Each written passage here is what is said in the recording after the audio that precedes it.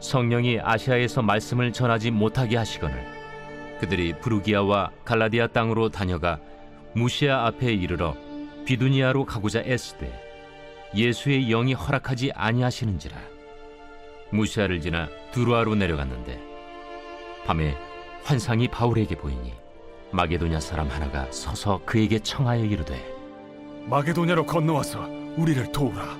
바울이 그 환상을 보았을 때 우리가 곧 마게도냐로 떠나기를 힘쓰니 이는 하나님이 저 사람들에게 복음을 전하라고 우리를 부르신 줄로 인정함이로라.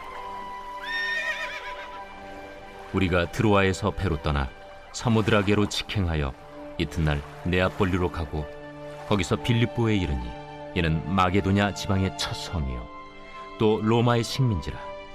이 성에서 수일을 유하다가 안식일에 우리가 기도할 곳이 있을까 하여 문밖 강가에 나가 거기 앉아서 모인 여자들에게 말하는데 두아디라시에 있는 자색 옷감 장사로서 하나님을 섬기는 누디아라 하는 한 여자가 말을 듣고 있을 때 주께서 그 마음을 열어 바울의 말을 따르게 하신지라.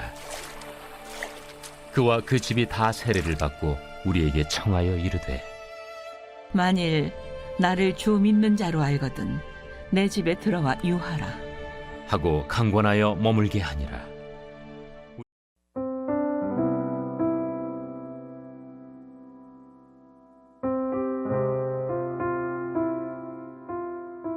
복음의 주체가 되시는 성령님은 우리를 하나 되게 하십니다.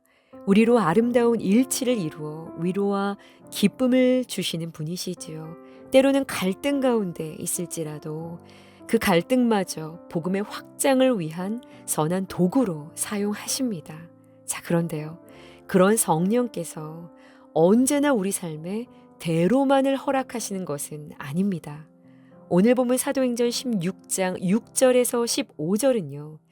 성령께서 단호하게 우리의 뜻을 거절하시며 우리의 걸음을 늦추시거나 혹은 막으실 때가 있다라는 것을 보여줍니다.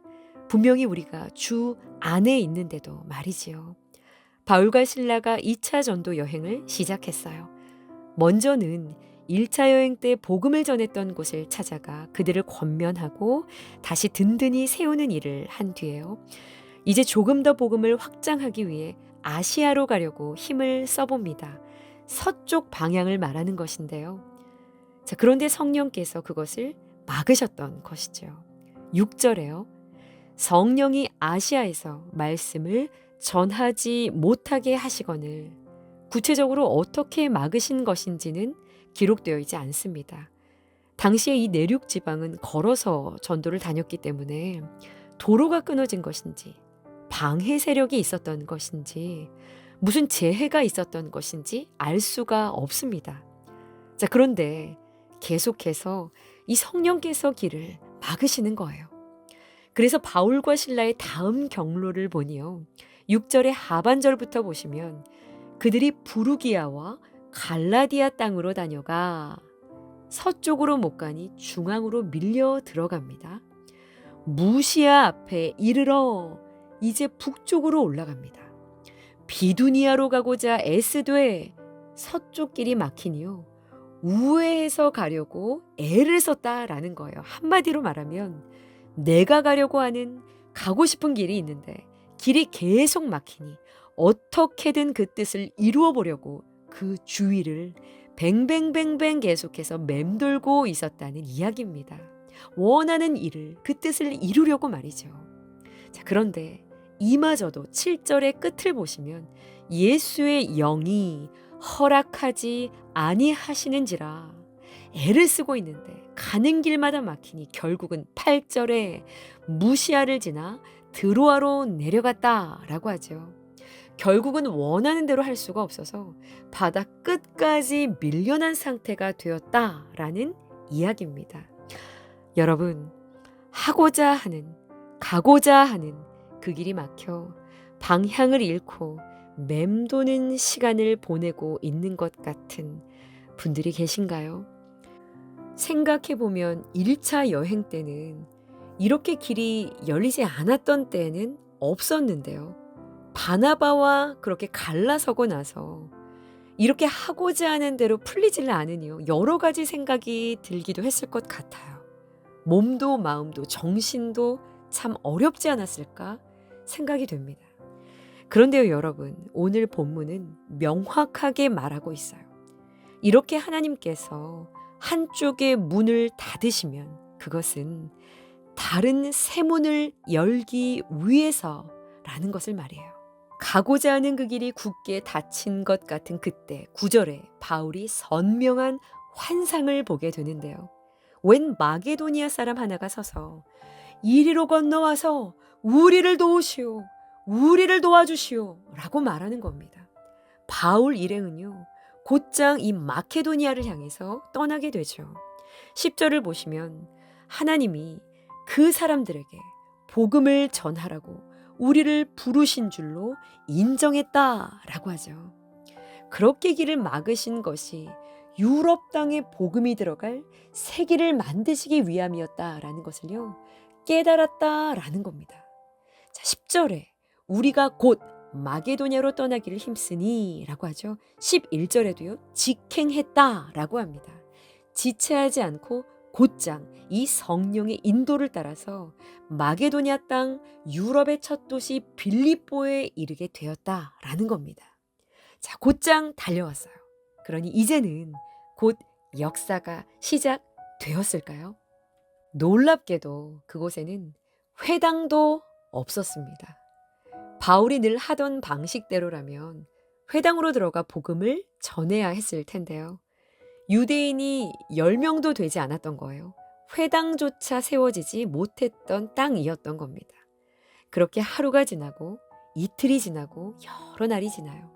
12절을 보시면 수일을 머무릅니다. 그러나 기대한 일들이 막 일어나질 않았던 것이죠. 자, 그런데요, 새롭게 열린 문 안으로 들어왔지만 여전히 하나님의 뜻이 지연되는 것 같았던 바로 그때에도요, 바울은 길을 잃지 않고 결국 하나님의 뜻이 있는 방향으로 인도함을 받고 나아갈 수 있었던 이유가 여기에 기록되어 있습니다. 그것은 무엇 때문이었을까요? 그것은요, 13절을 보시면 안식일에 우리가 기도할 곳이 있을까 하여 문 밖 강가에 나가라고 하죠. 길이 막힐 때도 새 길에 들어서서 기대한 일이 지연되는 것 같은 그 순간에도 여전히 바울은요, 기도처를 찾아가서 기도했던 사람이었기 때문입니다. 정한 기도의 자리를 지키는 사람이었기 때문이에요. 하나님의 뜻이 이루어지는 긴 여정. 여러분, 버틸 힘은 오직 기도에서 오는 줄 믿습니다. 그렇게 바울은 여전한 방식으로 기도처를 찾는 중에 하나님이 준비해 두신 한 사람을 만나게 되는데요. 그 사람이 바로 루디아입니다. 놀라운 건 그녀가 바울이 그토록 가려했던 아시아 지방 두아디라 출신이었다라는 거예요. 유럽 땅 한가운데서 준비된 아시아 사람 하나를 만나게 된 것이죠. 아시아로 가는 문을 닫으신 하나님은요, 이 유럽 땅에 와 있는 아시아 출신 여인 루디아의 마음의 문을 활짝 여십니다. 바울이 말씀을 전할 때 14절을 보시면 그녀가 바울의 말을 따르게 하시고 유럽 땅으로 들어간 이 복음의 처음 열매가 되게 된 것이죠. 오늘 묵상 질문입니다. 성령께서 나의 뜻을 지연시키실 때 기도하며 반응하고 계신가요? 성령께서 우리의 뜻을 거절하시는 이유는 더 크고 놀라운 문을 여시기 위함입니다. 여전한 기도의 자리를 통해서 성령께서 앞장서 이끌어 가시며 진두 지휘하시는 그 인도하심을 잘 따라가시는 저와 여러분이 되시기를 주님의 이름으로 간절히 축원합니다. 함께 기도하시겠습니다. 너는 범사의 여호와를 인정하라. 그리하면 그가 내 길을 인도하시리라. 나의 뜻이 막히는 것 같을 때 낙심하지 않게 하여 주옵소서. 그 거절 속에서도 주님의 더 크고 깊은 계획을 바라보게 하여 주옵소서. 닫힌 문 앞에서 기도의 자리를 지키며 하나님의 때를 기다리는 믿음을 허락하여 주옵소서. 성령께서 인도하시는 인생길에서 준비된 루디아를 만나 복음의 확장을 경험하는 은혜를 주옵소서. 예수님의 이름으로 기도합니다. 아멘.